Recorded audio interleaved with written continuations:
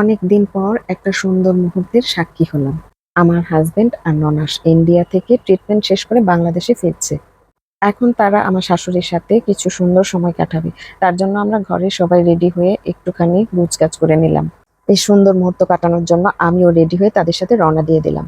আসলে পরিবারের মানুষগুলোর সাথে পথ চলার আনন্দটাই আলাদা।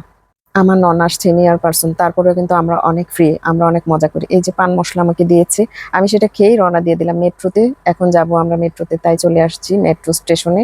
আমি এখানে মেট্রো স্টেশনে এসে অল্প একটু ভিডিও করে নিলাম। আমার আগে আপুরা একটু উপরে চলে এসেছিল, আমার একটা ছোট্ট কাজ ছিল, তাই আমি নিচে এসে কাজটা সেরে তারপরে এখানে এসে ওদেরকে ধরলাম। এই যে দেখতে পাচ্ছেন ওরা ওয়েট করতেছিল, আর আমরা মেট্রোর এই কাউন্টারে কিন্তু বসেছিলাম বেশ কিছুক্ষণ। তারপর মেট্রোতে অনেক মজা করে যাওয়ার সময় ভিডিও করলাম। আপু বলতেছিল আমরা মানে স্ট্যাটাস দাও যে আমরা অস্ট্রেলিয়া চলে যাচ্ছি, কিন্তু আসলে মেট্রো থেকে অস্ট্রেলিয়া যাওয়া যায় বলেন? এই যে দেখছেন, ভালো একটা জার্নি ছিল আমার। যাত্রাপথে মেট্রো জার্নিটা ছিল ভীষণ উপভোগ্য।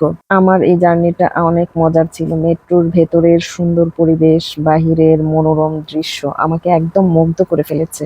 জীবনে ব্যস্ততার মাঝে এমন ছোট ছোট ভ্রমণ আর ছোট ছোট মুহূর্ত মানুষের মনকে সতেজ করে তোলে। আমার তো ভীষণ ভালো লাগছিল। আসলে ফ্রাইডে বলেন আর যাই বলেন, আমার কিন্তু জার্নিটা অনেক মজা করে করেছি।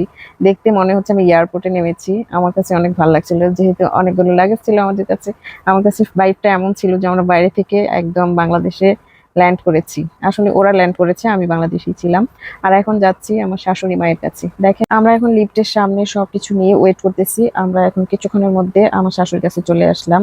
এই যে দেখতে পাচ্ছেন, এসে দেখি নানা রকমের নাস্তা। আমরা একসাথে এখন চা নাস্তা খাবো। কেমন লাগে আজকের জার্নিটা, কেমন লেগেছে কমেন্ট করে জানাবেন। আল্লাহ হাফেজ।